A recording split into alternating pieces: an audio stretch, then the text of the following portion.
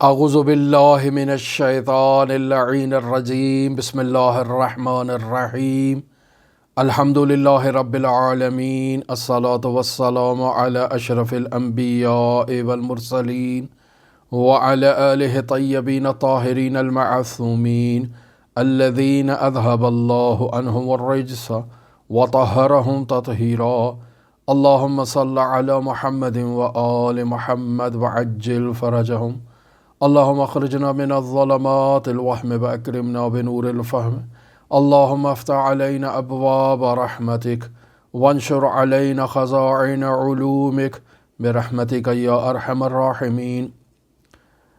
عزیزان محترم، حضرت سید الاوصیاء امیر المؤمنین علی بن ابی طالب علیہ الاف و تحیت و ثنا کے میلاد مسعود کی شب ہے یہاں ایران میں۔ اسی مناسبت سے آپ تمام مومنین کی خدمت میں تبریک و تہنیت پیش کرتا ہوں۔ یقیناً ماہ مبارک رجب المرجب ہے اور آپ بھی جہاں کہیں بھی ہماری اس گفتگو کو سن رہے ہیں یقیناً امیر المؤمنین کے میلاد مسعود کی راتوں میں ہوں گے یا راتوں کے قریب ہوں گے۔ آپ تمام مومنین کی خدمت میں سید الاوصیاء امیر المؤمنین کی ولادت باسعادت کے پرمسرت موقع پر تبریک و تہنیت پیش کرتا ہوں۔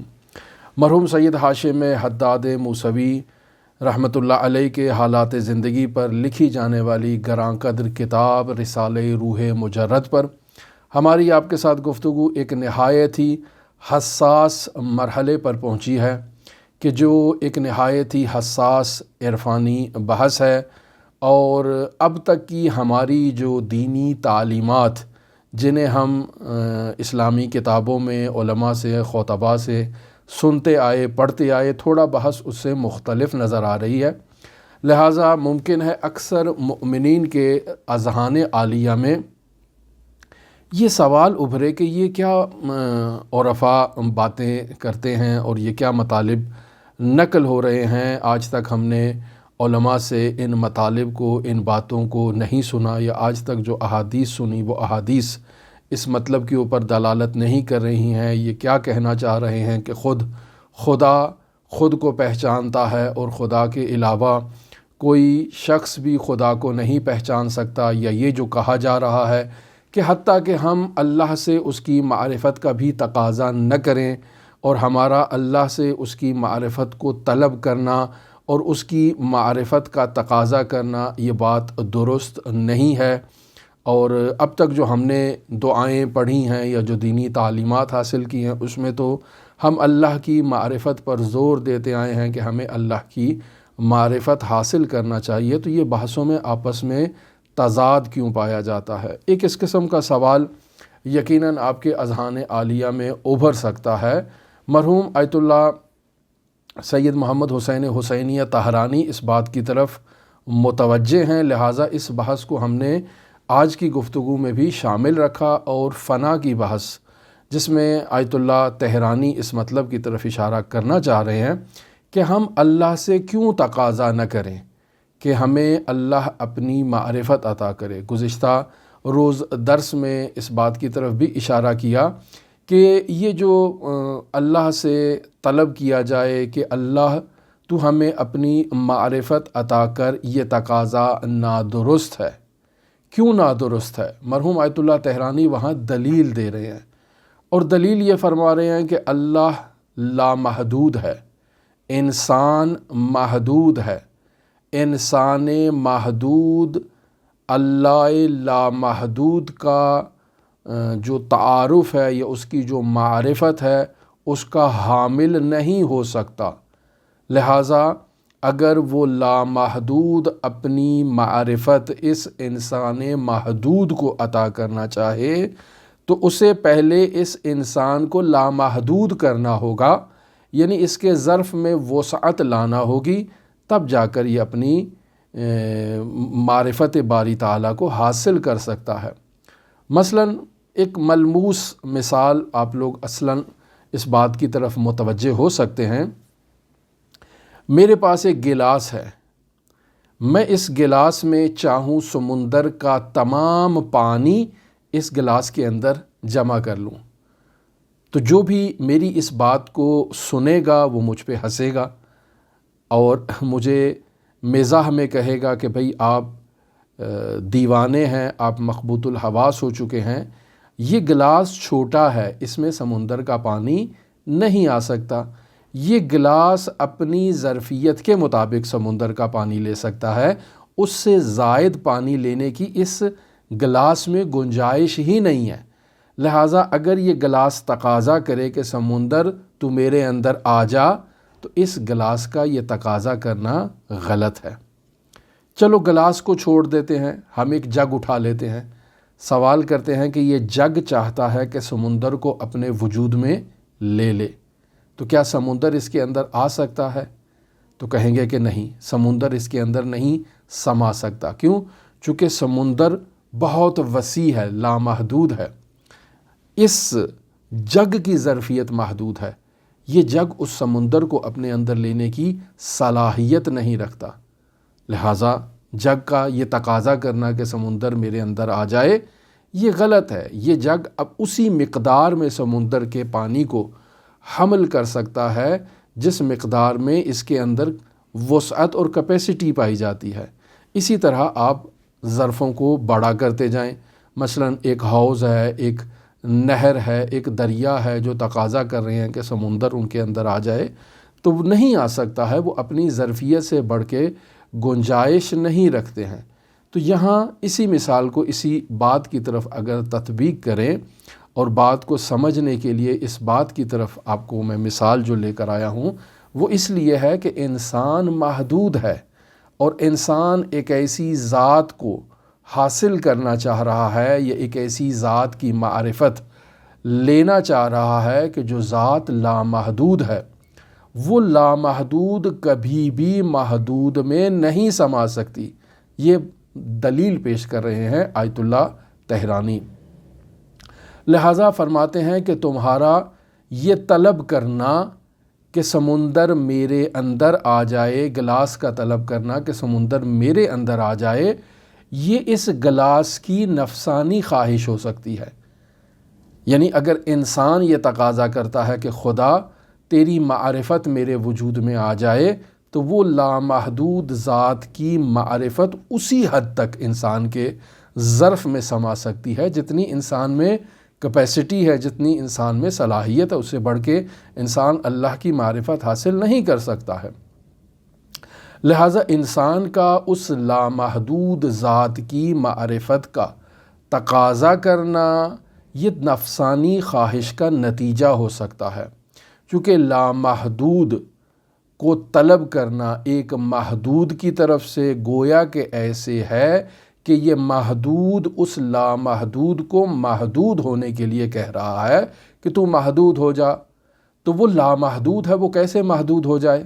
پس اس کا جو محدود ہے، اس محدود کا لامحدود کو طلب کرنا یہ نفسانی خواہش کی دلیل ہے۔ لہٰذا فرماتے ہیں کہ تمہارے چاہنے سے، تمہارے اس خواہش کے اظہار سے کہ اے میرے اللہ تو مجھے اپنی کنہ معرفت عطا کر، وہ ذات اپنی کنہ معرفت تمہیں عطا نہیں کر سکتی، چونکہ تمہاری ظرفیت اور توان سے بڑھ کر ہے۔ پس سوال یہ ہوتا ہے کہ انسان دعائیں کرتا ہے، مناجات کرتا ہے، اللہ سے معرفت کا تقاضا کرتا ہے، یہ تقاضے ٹھیک ہیں اپنی جگہ پر، نفسانی خواہش کا نتیجہ ہیں، لہٰذا عرفاء اس سے بلند مرتبے کی طرف اشارہ کر رہے ہیں۔ لیکن ابھی ہم اسی نفسانی خواہشات کی طرف جاتے ہیں کہ انسان اپنی نفسانی خواہش کے مطابق اللہ سے تقاضا کرتا ہے کہ اللہ اسے اپنی معرفت عطا کرے۔ اب جو اللہ نے اسے معرفت عطا کی ہے، سوال کیا وہ کنہ معرفت ہے؟ نہیں، وہ کنہ معرفت تو نہیں ہے۔ کیوں؟ چونکہ یہ محدود ہے، اس میں توان ہی نہیں ہے کہ اللہ کی کنہ معرفت کو حاصل کر سکے۔ پس جو معرفت اس کے وجود میں آئی ہے اللہ تبارک و تعالی سے، وہ ایک محدود معرفت ہے، وہ اللہ کی لامحدود معرفت نہیں ہے۔ پس جس چیز کو یہ شخص تصور کر رہا ہے معرفت باری تعالی، وہ حقیقت میں معرفت باری تعالی نہیں ہے، وہ اس شخص کا ایک اپنا تصور ہے۔ یعنی یہ شخص اپنے متصور خدا کو خدا سمجھ رہا ہے۔ حقیقت میں جو اس کے پاس معرفت ہے وہ اس کی نفسانی خواہش کا نتیجہ ہے، وہ اس کا تخیل ہے، وہ اس کا تصور ہے، یہ اس کا وہم و خیال ہے، یہ ہرگز خداوند متعال کی ذات کی کنہ معرفت نہیں ہو سکتا۔ وہ ذات اس سے بلند ہے کہ اس محدود انسان کے جو معرفتی قالب ہے اس کے اندر آ سکے۔ پس سوال یہ پیدا ہوتا ہے کہ پھر انسان کیا کرے؟ کل کے درس میں اس مطلب کی طرف بھی اشارہ ہوا کہ اب انسان کو کیا کرنا چاہیے؟ اب انسان کو اپنی اس خواہش سے ہاتھ اٹھا لینا چاہیے۔ کل کے درس میں بیان ہوا کہ انسان اپنی قبر تک اس خواہش کو پورا نہیں کر سکتا، یا فارسی میں اس کو کہا جاتا ہے کہ آرزو بگور می برد، یعنی اپنی یہ آرزو قبر میں لے جائے گا، اور قبر تک اس کی یہ آرزو پورا نہیں ہوگی۔ یہ جو چاہ رہا ہے کہ اللہ کی معرفت حاصل کر لے، قبر تک یہ اس چاہت پر جو ہے وہ اس کو حاصل نہیں کر سکے گا۔ لہٰذا جب حضرت موسیٰ علیہ نبینا نے خداوند متعال سے رؤیت کا مطالبہ کیا تو فرمایا لن ترانی یا موسیٰ، اے موسیٰ تو ہرگز مجھے نہیں دیکھ سکتا، چونکہ میں لامحدود ذات ہوں۔ تیری آنکھوں کی جو بینائی ہے وہ محدود دائرہ رکھتی ہے، وہ لامحدود موجود کو درک کرنے کی توان نہیں رکھتی ہے۔ تیری یہ آنکھیں مادی ہے، جبکہ اللہ تبارک و تعالیٰ کی ذات جو لامحدود ہے وہ غیر مادی موجود ہے، وہ اس مادی آنکھ میں سما نہیں سکتی ہے۔ لہٰذا لن ترانی، تو ہرگز مجھے نہیں دیکھ سکتا۔ لہٰذا اگر محدود ذات نے لامحدود ذات کو درک کرنا ہے تو اس کا راستہ یہی ہے کہ یہ محدود ذات خود کو فانی کر دے اس لامحدود میں، تب جا کر کچھ حد تک یہ محدود ذات اپنی محدودیت کے دائرے کے اوج اور کمال تک اسے درک کر سکتی ہے، پھر بھی اس کی حقیقت کو درک نہیں کر سکتی ہے۔ لہٰذا جب یہ اپنے دائرے سے باہر نکلے گا اور خود کو خدا کے سپرد کر دے گا اور خدا سے یہ آرزو کرے گا کہ اے میرے پروردگار، میں نے خود کو تیرے سپرد کر دیا ہے، تو میرے بارے میں فیصلہ کر کہ تو میرے لیے کیا چاہتا ہے۔ اگر تو مجھے اپنے جمال اور اپنے جلال کا مشاہدہ کروانا چاہتا ہے تو مجھے اپنے جلال و جمال کی زیارت کروا۔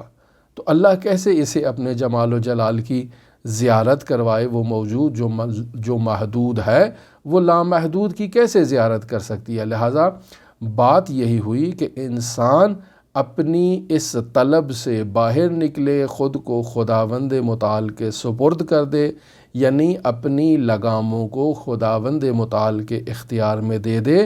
اب خداوند متعال اس محدود ذات کو جو انسان ہے اسے سیر حقیقی کے مدارج میں کمالات عطا کرے گا، جو کمالات ایک انسان اور ایک محدود ذات کے لیے کمال ہوں۔ لہٰذا فنائے نفس میں جب بحث کی جاتی ہے کہ انسان اپنے نفس کو فنا کر دے، یعنی اپنی ہستی کو فنا کر دے، جب اپنی ہستی کو انسان فنا کر دے تو سوال یہ پیدا ہوتا ہے کہ اب کوئی چیز باقی ہے انسان سے؟ تو کہیں گے کہ نہیں، فنا کے بعد انسان سے کوئی چیز باقی نہیں ہے، اب صرف ذات اقدس ہی باقی رہ گئی ہے۔ جب ذات اقدس ہی باقی ہے تو ذات اقدس تو پہلے سے خود کی عالم تھی، اب بھی ذات اقدس خود کی عالم ہے اور خود کی معرفت رکھتی ہے، کوئی دوسری ذات اس کی معرفت نہیں رکھتی ہے۔ لہٰذا عرفان خدا جو ہمارا موضوع ہے علم عرفان کا، عرفان خدا یعنی ذات حضرت احدیت، ذات اقدس الہ میں فنا ہونا، اس سے مراد کیا ہے؟ اس سے مراد یہ ہے کہ انسان تو خدا کو نہیں پہچان سکتا، انسان فنا ہو جائے، خود خداوند متعال جو پہلے اپنی معرفت رکھتا تھا آگے بھی اپنی معرفت رکھے گا۔ پس خود خدا ہے جو خود کو پہچانتا ہے اور خدا کے علاوہ کوئی خدا کو نہیں پہچانتا۔ اب سوال اسی جملے کی وضاحت سے متعلق ہے اس جملے کی وضاحت کو بیان کرنے کے لیے 3 کلمات آپ کی خدمت میں بیان کرنا جو ضروری ہیں، جو اعتقادات کی کتابوں میں یقیناً آپ لوگوں نے پڑھے ہوں گے۔ ایک اصطلاح استعمال کی جاتی ہے واجب الوجود۔ واجب الوجود ایسے وجود کو کہتے ہیں کہ جو وجود اپنے وجود میں آنے کے لیے کسی دوسرے وجود کا محتاج نہیں ہے، یعنی ایسی ذات جو اپنے وجود کے لیے کسی دوسری ذات کی محتاج نہ ہو، اس ذات کو واجب الوجود کہا جاتا ہے، اور اس ذات واجب الوجود کا مصداق خداوند متعال ہے۔ اب وہ ذات کب سے ہے؟ ازل سے ہے۔ کب تک رہے گی؟ ابد تک رہے گی۔ لہٰذا مرحوم صدرہ ایسی ذات کو ذات واجب الوجود ازلی کے نام سے یاد کرتے ہیں۔ ذات واجب الوجود ازلی کی خصوصیت یہ ہے کہ اس کی ماہیت نہیں ہے۔ ماہیت نہیں ہے، یہ کیا مراد؟ یعنی اس کی حد نہیں ہے، اس میں کسی قسم کی ترکیب نہیں پائی جاتی ہے۔ اب سوال یہ کہ ماہیت کسے کہتے ہیں؟ تو عزیزان محترم، ماہیت ما ہوا یا ماہیت سے تشکیل پانے والا کلمہ ہے۔ جب بھی ماہیت کا کلمہ استعمال کیا جاتا ہے تو اس کی تعریف میں علماء یہ بیان کرتے ہیں، فلاسفہ حضرات، کہ الماہیت ما یقال فی جواب ما ہوا۔ ماہیت اس چیز کو کہا جاتا ہے کہ جو ما ہوا کے جواب میں واقع ہو۔ اب سوال یہ ما ہوا کیا ہے؟ دیکھیں، پیچیدہ بحثوں میں آپ کو ڈالنا مقصود نہیں ہے۔ جس قدر آسان الفاظ میں ہم اپنی بحث کو آپ کے اذہان عالیہ تک منتقل کر سکتے ہیں، ان آسان الفاظ میں اپنی بات کو آپ تک منتقل کرنا چاہتے ہیں، چونکہ عرفانی بحثیں نہایت پیچیدہ بحثیں ہیں، فلسفی بحثیں ہیں، ذوقی بحثیں ہیں۔ جو شخص فلسفہ نہیں پڑھا وہ ان بحثوں کو درک نہیں کر سکتا، جس میں ذوق نہیں ہے وہ ان بحثوں کو درک نہیں کر سکتا ہے۔ لہٰذا ان دونوں عناصر کا ہونا ضروری ہے۔ بس اوقات وہ افراد جو فلسفہ نہیں پڑھے ہوئے ذوق کی خاطر ان مباحث کو سمجھ جاتے ہیں، بس اوقات وہ افراد جن میں ذوق نہیں ہے لیکن فلسفہ پڑھے ہوئے ہیں تو وہ فلسفے کی بدولت ان باتوں کو سمجھ جاتے ہیں۔ انشاءاللہ آپ تمام موالیان امیر المؤمنین جو امیر المؤمنین کے دسترخوان پر بیٹھنے والے ہیں، تمام افراد میں ذوق پایا جاتا ہے، چونکہ علی کے چاہنے والے ہمیشہ ذوق سے سرشار اور ذوق سے مملو رہتے ہیں، تو یقیناً یہ باتیں آپ کے لیے درک کرنا آسان ہیں۔ ہم بھی آسان الفاظ میں آپ کو بتانے کی کوشش کرتے ہیں کہ ماہیت کسے کہتے ہیں۔ مثلاً میں کہیں جا رہا ہوں اور نہایت دور دراز مجھے ایک چیز ہلتی ہوئی نظر آئی ہے، میں اپنے ساتھی سے پوچھتا ہوں کہ یار تم دیکھ رہے ہو وہ کیا چیز ہے، وہ کیا ہے؟ تو وہ جو میرے افراد جو میرے ساتھ موجود تھے ان میں وہ جو بہت ہی تیز بین تھا، جس کی آنکھیں دور تک مشاہدہ کر سکتی تھیں، وہ دیکھ کے کہتا ہے کہ وہ تو گھوڑا ہے، ہرن ہے۔ تو میرے لیے کہ جس کے لیے وہ دیکھنا دشوار تھا اور میں نے سوال کیا تھا کہ وہ کیا چیز ہے، چونکہ مجھے معلوم نہیں تھا کہ وہ کیا چیز ہے، اس نے کہا کہ گھوڑا ہے یا کہا ہرن ہے، تو اس نے جو چیز جواب میں مجھے بتائی، یعنی گھوڑا یا ہرن، اس چیز کو ماہیت کہتے ہیں۔ یعنی میرا سوال تھا ما ہوا، یعنی وہ جو دور ایک چیز ہل رہی ہے، ما ہوا، وہ چیز کیا ہے؟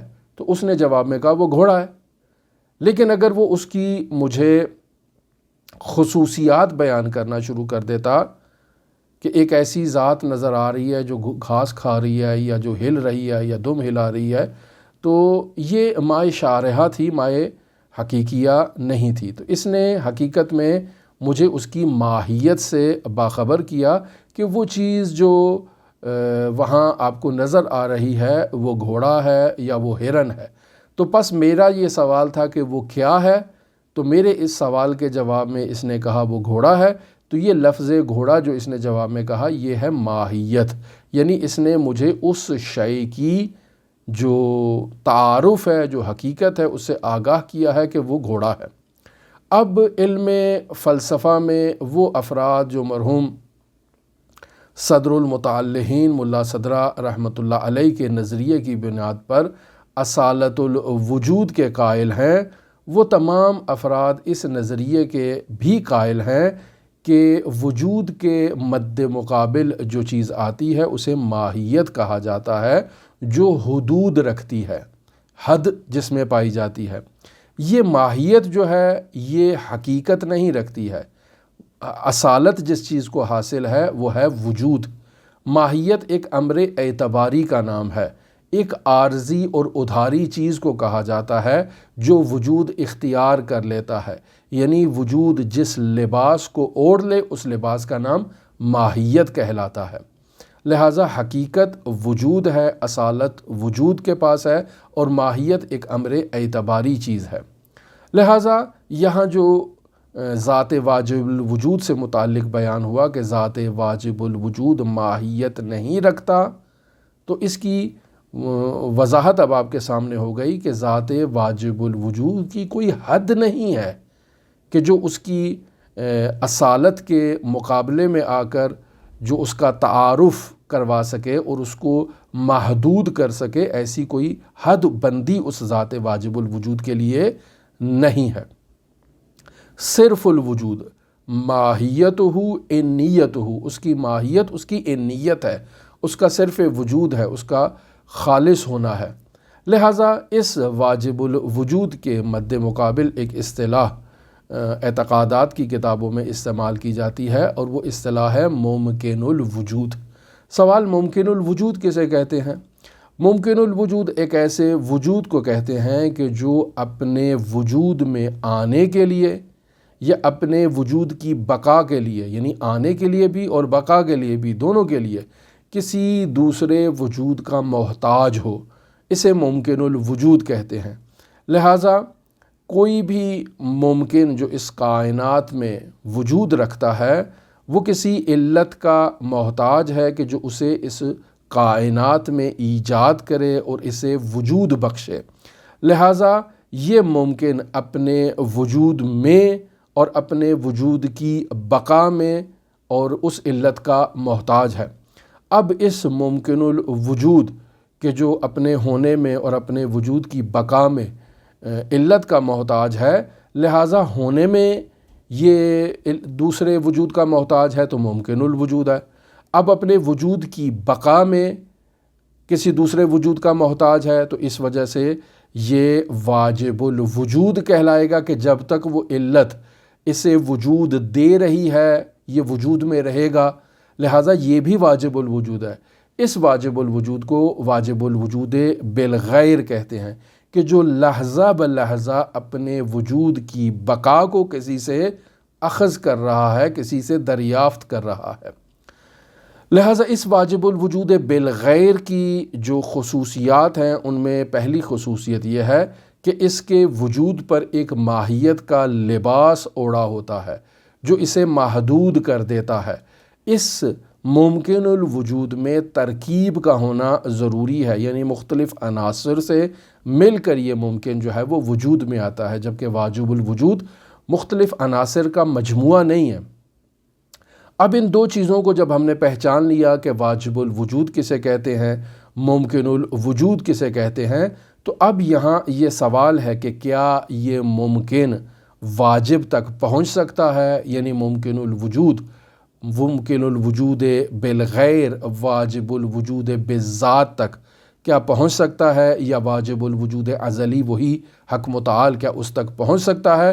تو مدعا جسے علامہ طحرانی یہاں بیان کرنا چاہ رہے ہیں وہ یہی ہے کہ محال ہے کہ کوئی ممکن واجب الوجود تک پہنچ جائے۔ پس واجب الوجود میں دو چیزوں کا تصور کرنا کہ ایک خود وہ واجب الوجود ہو اور دوسرا ممکن الوجود ہو جو اس تک پہنچ چکا ہے، اس کی معرفت حاصل کر چکا ہے، یہ محالات میں سے ہے۔ اب سوال یہ کہ ایسا ہونا کیوں محال ہے؟ تو ظاہری بات ہے، ایک دلیل علامہ نے پہلے بیان کر دی کہ یہ محدود ہے، وہ لامحدود ہے، لامحدود کبھی محدود میں نہیں سما سکتا۔ لیکن اب یہاں بیان یہ کرنا چاہ رہے ہیں کہ اگر یہ ممکن الوجود بالغیر تکامل اختیار کرتے ہوئے واجب الوجود بذات تک پہنچنے کی کوشش کرے تو یہاں یہ بات آئے گی کہ ایک ممکن ہے اور ایک واجب ہے، اور یہ دونوں آپس میں آ کر ادغام ہو جائیں تو ضمیمہ ہو جائیں، اور یہ ممکن اب اس واجب کی معرفت حاصل کرتے ہوئے اس قدر وسعت اختیار کر جائے اور اس قدر لامحدود ہو جائے کہ وہ محدود اس لامحدود کے ساتھ آ کر مکس ہو جائے اور اس کو اس کی معرفت ہو جائے، تو یہ ضمیمہ ہونا، حدوث ہونا اور قدم ہونے کے جو ہے نظریے کے ساتھ تصادم اختیار کرے گا، اس کے ساتھ منافات رکھتا ہے، چونکہ ذات باری تعالی قدم رکھتی ہے، اور یہ ممکن الوجود جو ہے یہ حادث ہے، یہ حادث وسعت اختیار کرتے ہوئے اس ذات ازلی ابدی کی اس قدر معرفت حاصل کر لیتا ہے کہ وہ لامحدود، یہ لامحدود دونوں لامحدود ہو گئے، اور اس کی معرفت اس کے اندر آ جائے تو اس سے نتیجہ یہ نکلے گا کہ یہ حادث قدیم ہو جائے، تو یہ ایسا تو ہو نہیں سکتا، لہٰذا محال ہے کہ ممکن واجب کی معرفت کو حاصل کر لے۔ مگر ایک طریقہ آیت اللہ فرما رہے ہیں، اور وہ طریقہ یہ ہے کہ ممکن الوجود فنائے مطلق تک پہنچ جائے۔ فنائے مطلق تک پہنچ جائے، اس سے کیا مراد ہے؟ فنائے مطلق یعنی ممکن کا ذات واجب کے جلال و جمال کے مشاہدے میں فنا ہو جانا، یعنی ختم ہو جانا، یعنی نیست ہو جانا، ایسا اگر ہو تو فرماتے ہیں یہ بھی محال ہے۔ کیوں؟ چونکہ جب تک آپ اسے ممکن کا ٹائٹل دے رہے ہیں، جب تک آپ اسے ایک تشخص دے رہے ہیں، اسے ایک حیثیت دے رہے ہیں، تب تک تو یہ محالات میں سے ہے۔ مگر یہ کہ آپ اسے نیست کر دیں، نابود کر دیں، پھر یہ نہیں ہے کہ آپ اسے کہیں کہ یہ واجب الوجود کی معرفت رکھتا ہے۔ وہاں وہ ذات خالص ہے، صرف الوجود رکھتی ہے، وہ ذات غیر متناہی ہے، یعنی اس کا کوئی انتہا نہیں ہے۔ وہ ذات جب کہ غیر متناہی ہے، غیر محدود ہے، صرف الوجود ہے، تو فنا کے بعد وہاں بندہ کوئی حیثیت ہی نہیں رکھتا ہے، یعنی فنا کے بعد آپ کہہ نہیں سکتے کہ یہ ایک بندہ ہے، تھا، ہے نہیں۔ جب ہے نہیں تو پھر کیا معرفت حاصل کرے گا؟ لہٰذا کیوں انسان ممکن خداوند متعال کی معرفت کے لازوال لامحدود جو خزانے ہیں ان تک نہیں پہنچ سکتا؟ مرحوم آیت اللہ تہرانی اس مطلب کی طرف اشارہ فرمانا چاہ رہے ہیں کہ چونکہ یہ عبد ہے اور یہ عنوان فنا کے بعد خود کوئی عنوان نہیں رکھتا، یہ خود اس بات کی دلیل ہے کہ پہلے عبد تھا، محدود تھا، پہلے ممکن تھا اور واجب الوجود بالغیر کا مصداق تھا تو محدود تھا، اب فنا ہو چکا ہے، اور فنا کے بعد اس کا کوئی تشخص، اس کا کوئی وجود، اس کی کوئی حیثیت باقی نہیں رہی ہے کہ یہ اس ذات صرف الوجود کو درک کر سکے۔ اب وہاں صرف ذات صرف الوجود ہی ہے اور اس کے علاوہ کوئی نہیں ہے۔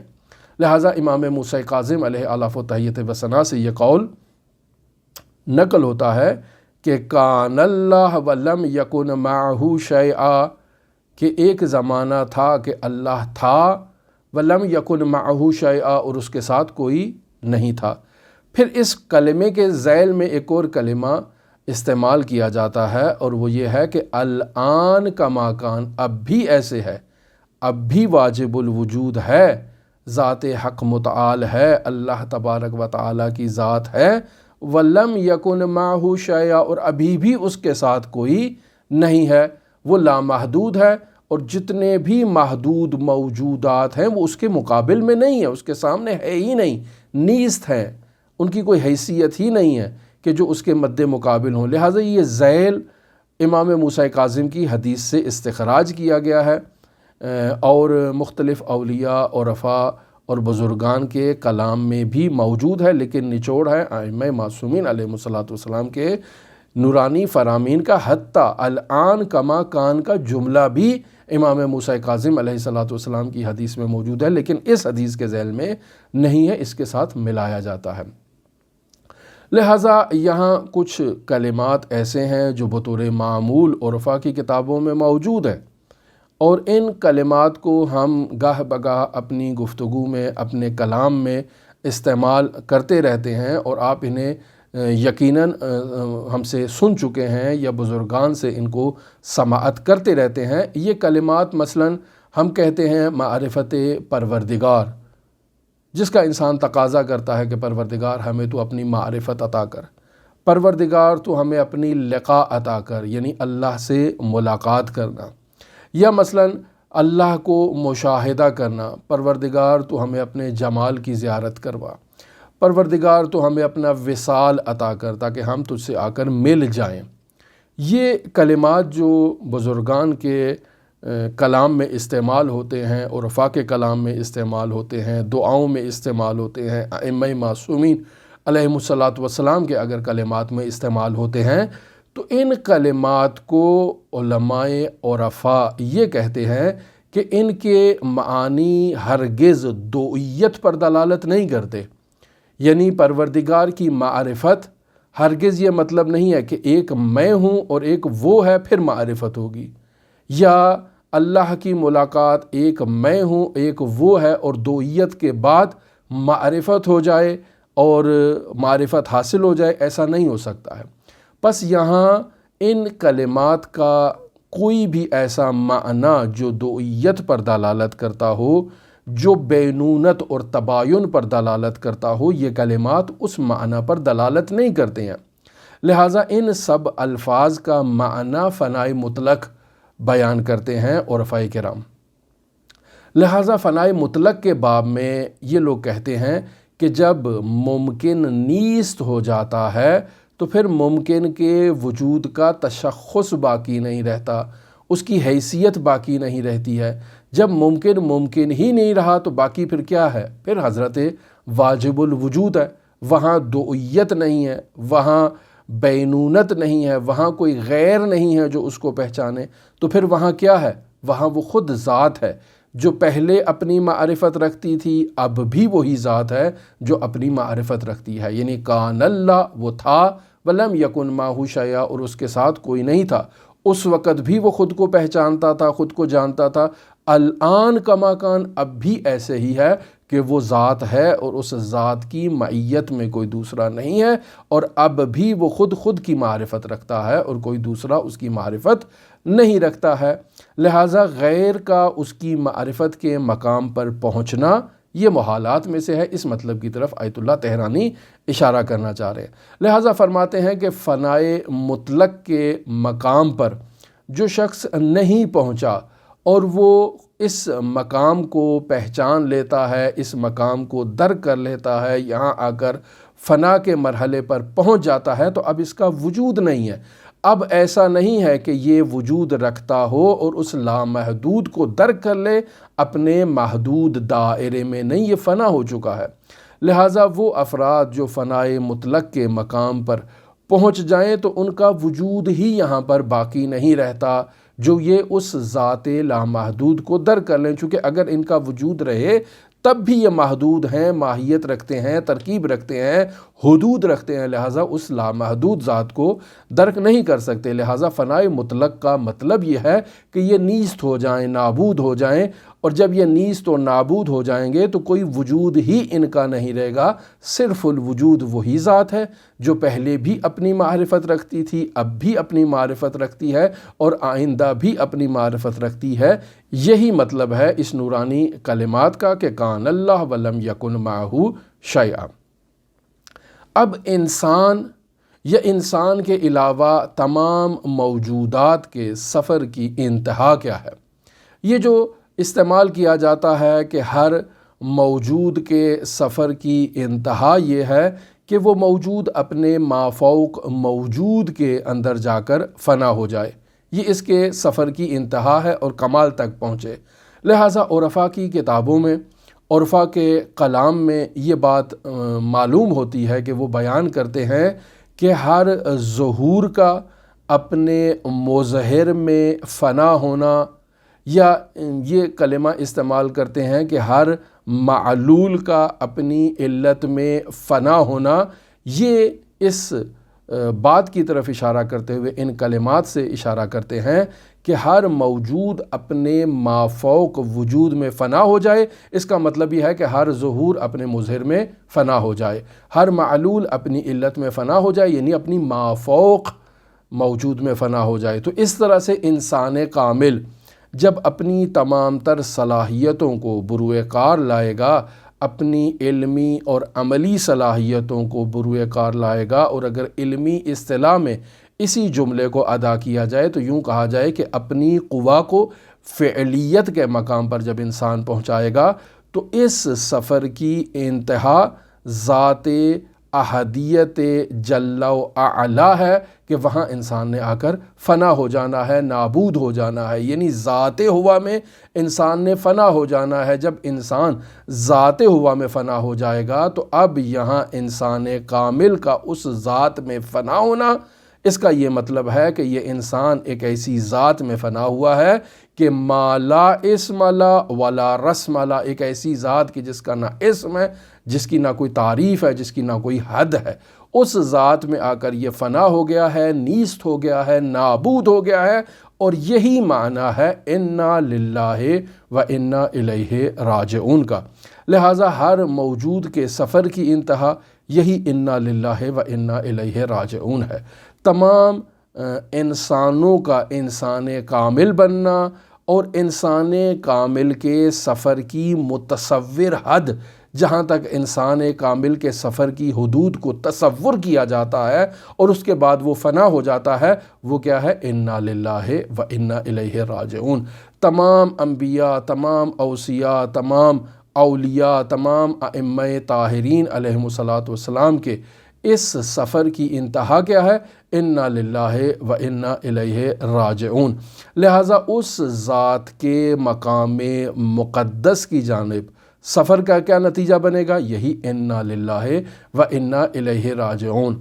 عرفا کے عرفان عملی کا نتیجہ اور عرفا کی جو علمی عرفانی بحثیں ہیں ان کا نچوڑ اور نتیجہ کیا بنے گا؟ یہی بنے گا کہ انا للہ و انا الیہ راجعون، یعنی انسان فناء تام کے جب مقام پر پہنچے گا تو وہاں انسان کا وجود باقی نہیں رہے گا، اور جو وجود ہے وہ وجود حضرت حق متعال ہے، صرف الوجود ہے، خالص وجود ہے۔ اور اس وجود کو یوں کہا جائے گا کہ کان اللہ ولم یکن معہ شیء الآن کما کان، وہاں اس مقام پر وہ ذات ہے جو خود کی معرفت رکھتی ہے اور اس ذات کے علاوہ کوئی اس کی معرفت نہیں رکھتا۔ لہٰذا یہ جو کہا جاتا ہے کہ ہم اللہ کی معرفت حاصل کر لیں، ہمیں اللہ تو اپنی معرفت عطا کر، یہ سب تسامحات ہیں، چونکہ انسان محدود ہے، انسان اس کی معرفت حاصل کر ہی نہیں سکتا۔ لہٰذا آخر میں مرحوم آیت اللہ علامہ سید محمد حسین حسینی طاہرانی اس جملے کو بطور دعا بیان کر رہے ہیں، فَتَأَمَّلْ يَا أَخِي فِي هَذَا الْمَقَامِ، اے میرے بھائی اس بہت ہی حساس نقطے کی طرف نہایت غور سے توجہ کرو۔ فَإِنَّهُ مِن مَّزَالِ الْأَقْدَامِ، یہ وہ مقام ہے کہ جہاں بڑے بڑے علماء کے پیر جو ہیں وہ آ کر ڈگمگا جاتے ہیں اور گمراہی کا امکان ہوتا ہے۔ وَهَبَكَ اللَّهُ هَذَا بِمُحَمَّدٍ وَآلِهِ أَجْمَعِينَ، اللہ آپ کو یہ معرفت نصیب کرے، آپ کو یہ معرفت نورانیہ عطا کرے محمد و آل محمد کے صدقے میں۔ لہٰذا یہاں اس دعا کا کرنا بہت ہی ضروری ہے کہ اس ظریف نقطے کو سمجھنے کے لیے انسان کو توسل کی ضرورت ہے، انسان میں ذوق کا ہونا ضروری ہے، انسان عرفانی اور فلسفی بحثوں کو باقاعدہ کتابوں سے اساتید کے پاس پڑھے، اور اگر نہیں پڑھے گا تو پھر یہاں جو آیت اللہ نے فرمایا کہ فَإِنَّهُ مِن مَّزَالِ الْأَقْدَامِ، یہ پیروں کے لغزش کھانے کا مقام ہے، یہاں انسان اس بات کو آسانی سے نہیں سمجھ پائے گا۔ اور ہماری دعا ہے کہ خداوند متعال ان ظریف باریک عرفانی نکات کو سمجھنے کی ہمیں توفیق عطا فرمائے، ہمیں وہ ذوق عطا فرمائے۔ آپ تمام مومنین کے لیے حضرت علی ابن موسیٰ رضا علیہ آلاف و تحیت و ثنا کی نورانی بارگاہ میں دعا گو ہیں، اور ایک دفعہ پھر آپ تمام کو حضرت سید الاوصیاء امیر المومنین کے میلاد مسعود کی مناسبت سے تبریک و تہنیت پیش کرتے ہیں۔ اللہم صلی علی محمد و آل محمد وعجل فرج قائم آل محمد۔